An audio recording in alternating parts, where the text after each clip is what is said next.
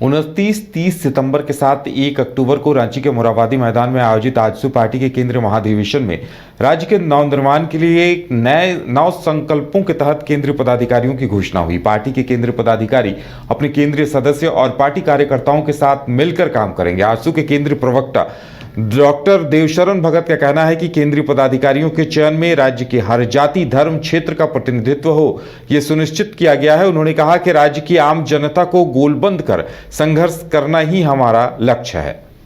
Additional secretary, spokesman, treasurer के करीब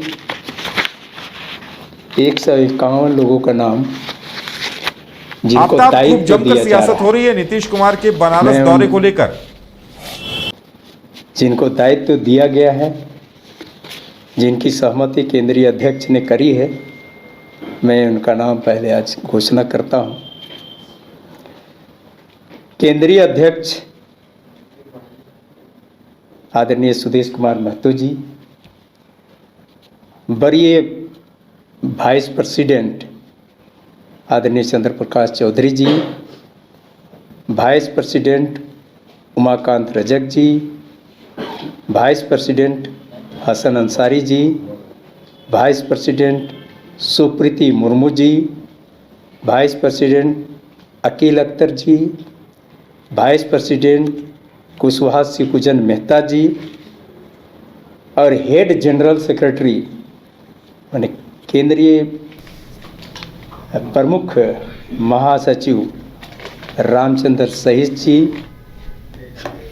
रामगढ़ जिले के कुजू पूर्वी दक्षिणी पंचायत में आपकी योजना आपकी सरकार आपके द्वार कार्यक्रम में मांडू प्रखंड विकास पदाधिकारी और अंचलाधिकारी मुदस्सिर मसूरी ने महत्वाकांक्षी योजनाओं के बारे में जानकारी दी, जिसमें छात्राओं के लिए ऋण योजना, भगुआ आवास योजना, पशुपालन आदि योजनाओं के बारे में जानकारी दी गई। वहीं अंचलाधिकारी मुदस्सिर मंसूरी ने ग्रामीणों से अपील की कि वो बिचौलियों के संपर्क से दूर रहें।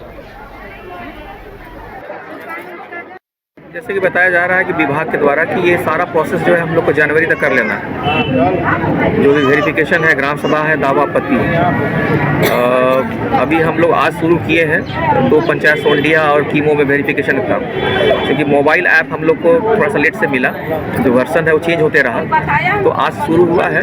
और हम लगता है कि 10 जनवरी तक हम लोग वेरिफिकेशन का काम पूर्ण कर लेंगे और सामूहिक रूप से हमारे द्वारा आदेश निर्गत कर दिया जाएगा, फलना तारीख को फलना पंचायत में आप गांव में ग्राम सभा करिए, तो उसमें लगभग 10-12 दिन लगेंगे।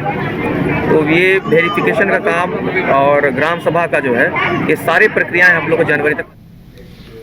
चंदन कियारी के चंद्रा और सावड़ा पंचायत में आपकी योजना आपकी सरकार आपके द्वार कार्यक्रम का आयोजन किया गया। कार्यक्रम में बड़ी संख्या में आम जनता आवेदन जमा करने पहुंची। मौके पर जिला 20 सूत्री उपाध्यक्ष देवाशीष मंडल ने उपस्थित अधिकारियों को निर्देश दिए कि जनता की भावनाओं को समझकर समस्याओं को ऑन द स्पॉट निष्पादित करें। यूनिक आईडी आवेदन पर अंकित करें, जिससे जनता को सहूलियत हो। साथ ही पंच पंचायत के प्रतिनिधियों से भी अपील की कि जन कल्याणकारी योजनाओं के बारे में ज्यादा से ज्यादा लोगों को जानकारी दें।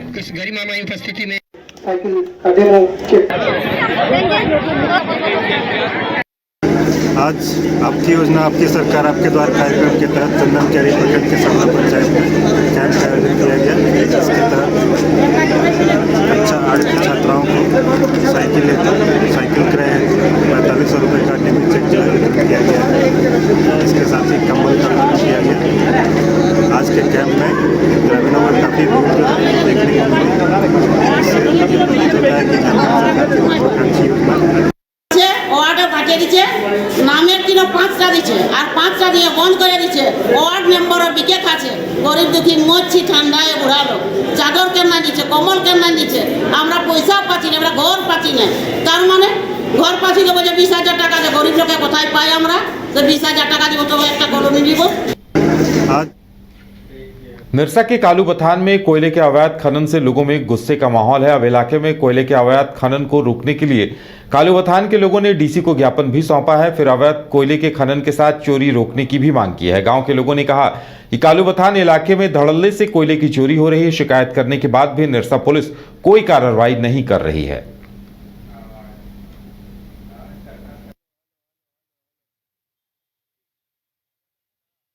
कालू बथान क्षेत्र में अवैध कोयले का कारोबार बहुत जोर शोर चल रहा है और जिसे लिखित शिकायत बार बार करने के बाद भी किसी तरह का कार्रवाई नहीं हो रहा। तो जिससे लेकर आज मन बनाए हैं कि 7-8 दिन का अल्टीमेटम दिए हैं, इसमें लिख के दिए हैं, अगर कार्रवाई इस पर नहीं होता है तो फिर ये जिंदगी जीना बेकार है। हमें अगर न्याय नहीं मिले तो इतना लिखा पढ़ी करना बेकार है। वो आगामी 20 तारीख को 20 दिसंबर 23 को माननीय उपायुक्त महोदय के गाड़ी के आगे कूदकर हम जान देने के लिए भी। बुधवार की अहले सुबह पश्चिम बंगाल और धनबाद के निरसा में आईटी की टीम ने दबिश दी। शराब निर्माण कंपनी धनबाद के निरसा स्थित अंकुर बायोकेम के कारखाने पर पहुंची और वहां छापेमारी की। आईटी की टीम कागजातों को खंगाल रही है। मिली जानकारी के अनुसार कोलकाता, आसनसोल और धनबाद की आयकर टीमों ने एक साथ दबिश दी है। साथ ही ऐसी भी जानकारियां मिल रही कि आसनसोल के टीएमसी नेता और पूर्व विधायक सोहराब अली के घर पर भी छापेमारी चल रही है।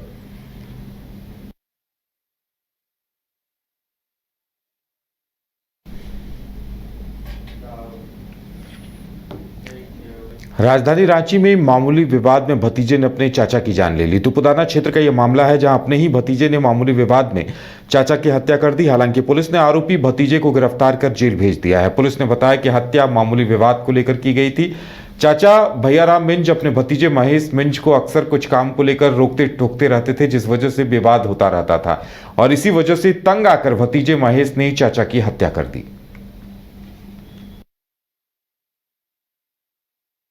तुपुदाना थाना क्षेत्र अंतर्गत ग्राम बंडा में 1/12/23 को संध्या के समय एक व्यक्ति की पत्थर से कूच करके हत्या की घटना प्रतिवेदित हुई थी।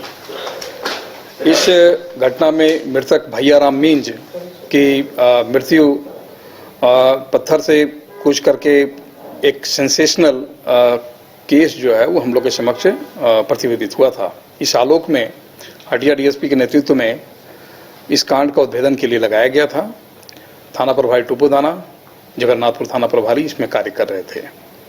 तदुपरांत कांड अंकित करके इसमें जब हम लोगों ने अनुसंधान प्रारंभ किया तो इस अनुसंधान में आया कि प्राथमिकी में 2 व्यक्तियों के विरुद्ध नामजद अभियुक्त बनाया गया था, जिसमें एक सुलेमान तिर्की है और एक अमित तिर्की के नाम से एफआईआर दर्ज कराई गई थी। अनुसंधान में ये बात स्पष्ट उभर करके आया है कि ये 2 व्यक्ति जिन्हें नामजद किया गया था उनका इस हत्याकांड से किसी तरह का कोई सरोकार नहीं है।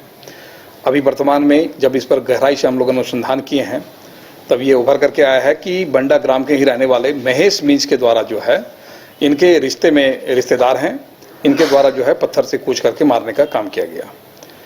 सबसे इस केस में अलग ये है कि जो व्यक्ति इस घटना को कारित किया है वह मृतक के पास ही ये उपस्थित था। भी जब पुलिस पदाधिकारी इस घटना स्थल पर गए हैं तब भी वह इस भीड़ में खड़ा था और संपूर्ण कार्रवाई को देखता रहा और तदुपरांत जो है इसमें कांड अंकित जो है हो जाने के उपरांत ये जो है आराम से गांव में रहा।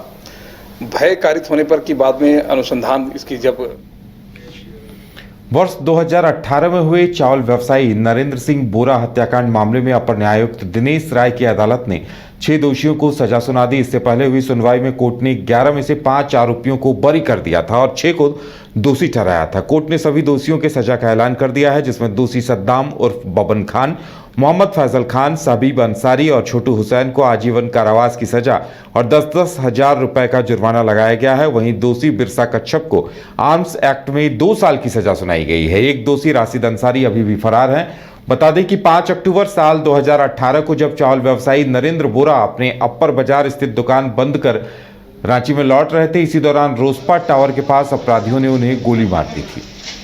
नूतन में पीछे